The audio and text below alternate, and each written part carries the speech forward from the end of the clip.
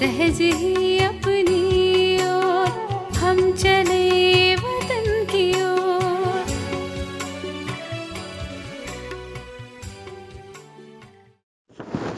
ஓம் சாந்தி 28/7/1972 அவ்யக்த பாப்தாதா மதுபன். தூய்மையின்மை மற்றும் வியோகம் யோகமற்ற நிலையை அளிக்கும் சக்திகள்தான் அசுரர்களை அழிப்பவைகள். பாபா சொல்றாங்க, வந்த உடனேயே தந்தை மூலமாக முக்கியமாக எந்த 2 வரதானங்கள் கிடைத்திருக்கின்றன? அந்த முக்கியமான 2 வரதானங்களை தெரிந்திருக்கிறீர்களா? வந்த உடனேயே முதலில் யோகி பவ மற்றும் பவித்ர பவ என்ற 2 வரதானங்களை கிடைத்திருக்கின்றன. இத்தனை வருடங்களின் ஞானத்தின் சாரமாக ஒரு நொடியில் உலகத்தினருக்கும் இந்த வார்த்தைகளைத்தான் கூறுகிறீர்கள் இல்லையா? முயற்சி செய்வதின் லட்சியம் மற்றும் பிராப்தியும் கூட இதுதான் இல்லையா? மேலும் சம்பூர்ண நிலை மேலும் சித்தியின் பிராப்தியும் கூட இதுவாகத்தான் இருக்கிறது. அப்படி முதலில் வந்தவுடன் என்ன வரதானம் கிடைத்திருக்கிறது? மேலும் உங்கள் அனைத்து ஆத்மாக்களின் உண்மையான சொரூபம் இதுதான் என்று நினைவூட்டப்படுகிறது என்றால், அந்த முதல் நினைவு மற்றும் அந்த வரதானத்தை பிராப்தி செய்து வாழ்க்கையில் அந்த 2 விஷயங்களின் மேல் தாரணை செய்தாகிவிட்டதா? அதாவது யோகி பவ மற்றும் பவித்ர பவ என்று அப்படி வாழ்க்கை ஆகிவிட்டதா? அல்லது இப்பொழுது ஆக்கிக் கொண்டிருக்கிறீர்களா? தாரணை மூர்த்தியாக ஆகிவிட்டீர்களா? அல்லது இப்பொழுது தாரணை செய்து கொண்டிருக்கிறீர்களா? அதுவோ மிகவும் பொதுவான விஷயம்தான் இல்லையா? முழு நாளில் அநேக தடவை இந்த 2 விஷயங்களை வர்ணனை செய்திருப்பீர்கள். அப்படியானால் இந்த 2 விஷயங்களும் தாரணை ஆகிவிட்டதா அல்லது ஆகிக் கொண்டிருக்கிறதா? ஒருவேளை யோகி நிலையில் கொஞ்சமாவது வியோக் தொடர்பு அறிந்த நிலை இருக்கிறது. யோகி போகி என்றோ கூற மாட்டோம். மற்றபடி இந்த 2 நிலை இருக்கிறது. அப்படி எப்பொழுதாவது மாயா யோகியிலிருந்து வியோகியாக ஆக்கிவிடுகிறது. யோகாவின் கூடவே ஒருவேளை வியோகமும் இருக்கிறது என்றால் யோகி என்று கூற முடியுமா என்ன?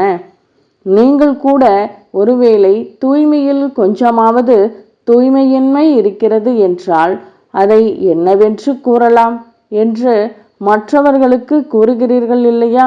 இப்பொழுது கூட நீங்கள் வியோகியா என்ன அல்லது வியோகியாகி விடுவீர்களா என்ன? சக்கரவர்த்தி ராஜா ஆகும் சம்ஸ்காரம் இருக்கும் காரணத்தினால் 2லுமேயே சுற்றி வருகிறீர்களா என்ன? சில நேரம் யோகாவில், சில நேரம் வியோகத்தில். நீங்கள் உலகிலுள்ள அனைத்து ஆத்மாக்களையும் இந்த சக்கரத்திலிருந்து விடுபட்டவர்கள் தான் இல்லையா? அல்லது தந்தை விடுவிப்பவர் மற்றும் நீங்கள் சுற்றி வருபவர்களா? அப்படியானால் யார் சக்கரத்திலிருந்து விடுவிப்பவரோ அவர்தானே சக்கரத்தில் சுற்றி வருவாரா? அப்படியானால் அனைவரையும் எப்படி விடுவிப்பது? எப்படி பக்தி மார்க்கத்தின் அநேக விதமான வீணான சுழற்சியிலிருந்து விடுபட்டு இருக்கிறீர்கள். அப்பொழுது தன்னுடைய நிச்சயம் மற்றும் போதையின் ஆதாரத்தில் மற்ற அனைவர்களுக்கும் இந்த பக்தியின் சுழற்சியிலிருந்து விடுபடுவீங்கள் என்று சவால் விடுகிறீர்கள். அதேபோல் அது உடல் மூலமாக சுற்றி வருவது மற்றும் இது மனம் மூலமாக சுற்றி வருவது. அப்படியானால் உடல் மூலமாக சுற்றி வருவதை இப்பொழுது விட்டுவிட்டீர்களா? மற்றபடி மனதின் சுற்றுதலிலிருந்து இன்னும் விடுபடவில்லையா?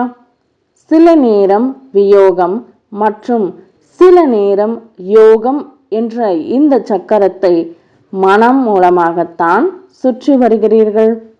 மாஸ்டர் சர்வசக்திவானை கூட சுழற்சியில் கொண்டு வந்துவிடும் அளவிற்கு இன்னும் மாயாவின் அந்த அளவு சக்தி இருக்கிறதா?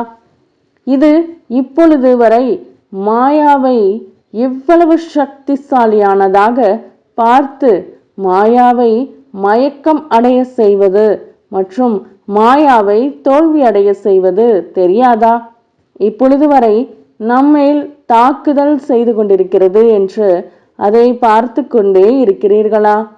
இப்பொழுது சக்தி சேனை மற்றும் பாண்டவ சேனையாகிய நீங்கள் பிற ஆத்மாக்களின் மேல் மாயாவின் தாக்குதலை பார்த்து இரக்க மனமுடையவராகி இரக்கம் காட்டும் நேரம் வந்திருக்கிறது. இப்பொழுது வரை தன்மேல் கூட இரக்கம் காட்டவில்லையா என்ன? இப்பொழுதோ சக்திகளின் சக்தியை மற்ற ஆத்மாக்களின் சேவைக்காக காரியத்தில் ஈடுபடுத்துவதற்காக இருக்கிறது. இப்பொழுது தனக்காக சக்தியை காரியத்தில் ஈடுபடுத்துவதற்கான நேரம் இல்லை. இப்பொழுது சக்திகளின் கடமை உலக நன்மைக்கானது ஆகும். உலகிற்கு நன்மை செய்பவர் என்று பாடப்பட்டிருக்கிறீர்களா? மற்றும் தனக்கு நன்மை செய்பவராக இருக்கிறீர்களா? பெயர் என்னவாக இருக்கிறது? மேலும் காரியம் என்னவாக இருக்கிறது? பெயர் ஒன்று, காரியம் இன்னொன்று என்று அப்படி இருக்கிறதா?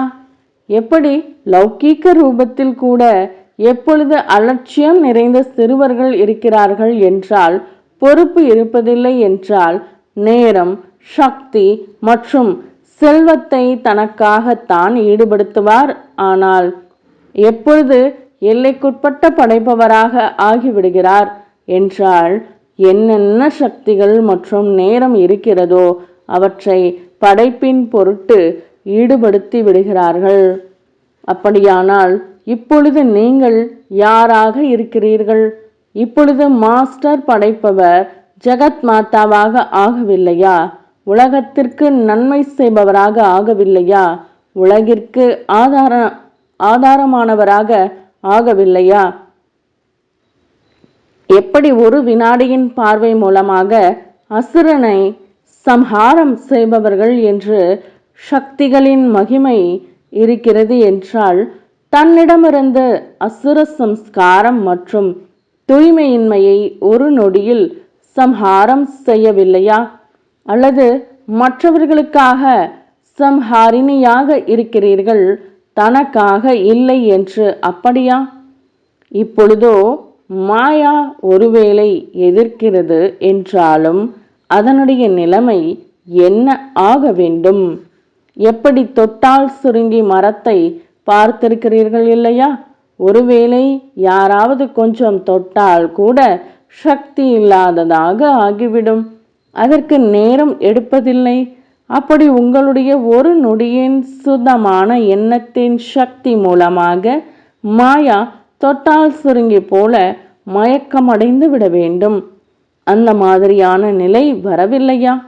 உலக நன்மைக்கான காரியத்திற்கு மட்டும் கொஞ்ச நேரம் இருக்கிறது என்று இப்பொழுது அதை மட்டும் நினையுங்கள். இல்லையென்றால் உலகத்திலுள்ள ஆத்மாக்கள் உங்கள் மேல் பழி சொல்வார்கள். நீங்கள் இத்தனை வருடங்கள் இவ்வளவு பாலனை எடுத்திருக்கிறீர்கள், இருந்தாலும் யோகி பவ, பவித்ர பவ ஆகிக் கொண்டிருக்கிறோம் என்று கூறுகிறீர்கள். மேலும் இப்பொழுது கொஞ்ச நேரத்தில் ஆஸ்தியை பெற்றுக்கொள்ளுங்கள் என்று எங்களுக்கு கூறுகிறீர்கள் என்று உங்கள் மேல் புகார் கூறுவார்கள். உங்களுடைய புகாரை உங்கள் மேலேயே கூறுவார்கள். பின்பு நீங்கள் என்ன கூறுவீர்கள்? இப்பொழுது ஆகிக் கொண்டிருக்கிறோம் மற்றும் ஆவோம் செய்வோம் என்ற இந்த பாஷையையும் இப்பொழுது மாற்ற வேண்டும். இப்பொழுது மாஸ்டர் படைப்பவராக ஆக வேண்டும். உலகிற்கு நன்மை செய்பவராக ஆகுங்கள்.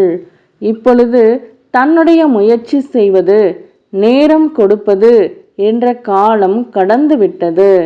இப்பொழுது மற்றவர்களை முயற்சி செய்விப்பதில் ஈடுபடுத்துங்கள். ஒவ்வொரு நாளும் ஏறும் கலை என்று கூறுகிறீர்கள் என்றால், ஏறும் கலை அனைவருக்கும் நன்மை என்ற இந்த லட்சியத்தை ஒவ்வொரு வினாடியும் நினைவில் வைத்துக் கொள்ளுங்கள். யார் தனக்காக நேரத்தை செலவழிக்கிறாரோ அவர் அதை மற்றவர்களின் சேவையில் ஈடுபடுத்துவதினால் தானாகவே தன்னுடைய சேவை நிச்சயமாக நிறைவேறிவிடும். தன்னுடைய முன்னேற்றத்திற்காக பழைய வழிமுறைகளை மாற்றம் செய்யுங்கள். எப்படி நேரம் மாறிக்கொண்டே செல்கிறது, பிரச்சனைகள் மாறிக்கொண்டே இருக்கிறது, இயற்கையின் வடிவங்கள் மாறிக்கொண்டே இருக்கிறது. அதேபோல் தன்னையும் இப்பொழுது மாற்றத்தில் கொண்டு வாருங்கள். அதே பழக்க வழக்கம், அதே வேகம், அதே பாஷை, அதே மாதிரி பேசுவது, இவை அனைத்தும் இப்பொழுது மாற வேண்டும்.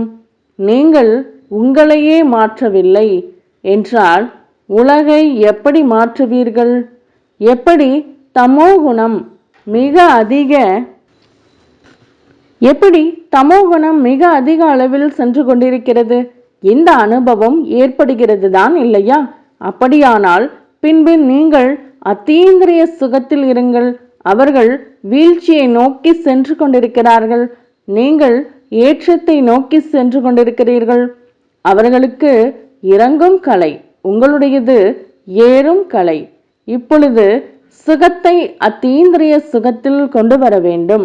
எனவே கடைசி நிலைக்கான மகிமையாக அத்தீந்திரிய சுகத்தை பற்றி கோபியர்களிடம் கேளுங்கள் என்பது இருக்கிறது. சுகம் அளவுக்கு அதிகமாக இருப்பதினால் துக்கமான எண்ண அலைகளும் முடிவடைந்து விடும். எனவே இப்பொழுது செய்வோம் ஆவோம் என்ற இதை கூறாதீர்கள். ஆக்கிக் கொண்டிருக்கிறோம் என்பது இருக்கட்டும். இப்பொழுது சேவைக்காக மட்டும்தான் இந்த பழைய உலகத்தில் அமர்ந்திருக்கிறீர்கள். இல்லையென்றால் எப்படி பிரம்மா பாபா அவ்வியக்தமானார்? அதேபோல் உங்களையும் உடன் அழைத்து சென்றிருப்பார். ஆனால் சக்திகளின் பொறுப்பாக கடைசி நேரத்து காரியத்தின் பங்கு நாடகத்தில் அடங்கி இருக்கிறது. இந்த பாகத்திற்காக மட்டும்தான் பாபா அவ்வியக்த வதனத்தில் மற்றும் நீங்கள் இவ்வுலகத்தில் இருக்கிறீர்கள். உலகியல் உணர்வுகளில் மாட்டிக்கொண்டிருக்கும் ஆத்மாக்களை இந்த உலகியல் உணர்விலிருந்து விடுவிப்பதற்கான காரியம் ஆத்மாக்கள் உங்களுடையது. எனவே எந்த காரியத்திற்காக இந்த ஸ்தூல உலகத்தில் எதுவரை இருக்கிறீர்களோ அதுவரை அதே காரியத்தை செய்வதில் ஈடுபட்டு விடுங்கள். அதுவரை தந்தையும் உங்கள் அனைவரையும் சூட்சும வதனத்தில் அழைத்து கொண்டிருக்கிறார். ஏனென்றால் வீட்டிற்கோ உடன் செல்ல வேண்டும் தான் இல்லையா? நீங்கள் இல்லாமல் தந்தையும் தனியாக வீட்டிற்கு செல்ல முடியாது. எனவே இப்பொழுது மிக வேகமாக இந்த ஸ்தூல உலகத்தின் காரியத்தை செய்யுங்கள். பின்பு உடன் வீட்டிற்கு செல்வோம். மேலும் தன்னுடைய ராஜ்யத்தில் ராஜ்யம் செய்வீர்கள். இப்பொழுது எவ்வளவு காலமாக அவ்வியக்த வதனத்தில் உங்களை அழைத்து கொண்டிருப்போம். எனவே தந்தைக்கு சமமாக ஆகுங்கள். தந்தை உலகிற்கு நன்மை செய்பவராக ஆனதினால் தன்னைத்தானே முழுமையானவராக ஆக்க முடியவில்லையா என்ன? ஆக்கியிருக்கிறார் இல்லையா? அப்படி எப்படி தந்தை ஒவ்வொரு எண்ணம் ஒவ்வொரு காரியத்தை குழந்தைகளுக்காக மற்றும் உலகின் ஆத்மாக்களுக்காக ஈடுபடுத்தினார். அதேபோல் தந்தையை பின்பற்றி நடங்கள். நல்லது. அப்படி ஒவ்வொரு எண்ணம், ஒவ்வொரு காரியத்தை உலக நன்மை காரியத்திற்காக ஈடுபடுத்தக்கூடிய, தந்தைக்கு சமமாக ஆகக்கூடிய குழந்தைகளுக்காக அன்பு நினைவுகள் மற்றும் நமஸ்காரம். வரதானம். தன்னுடைய அனாதி மற்றும் ஆதியின் உண்மையான ரூபத்தை உணரக்கூடிய சம்பூர்ண பவித்ரம் ஆகுக.